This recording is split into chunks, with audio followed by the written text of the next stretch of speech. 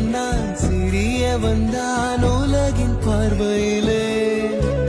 பெரியவன் நான் பெரியவன் தான் உந்தன் கண்களிலே.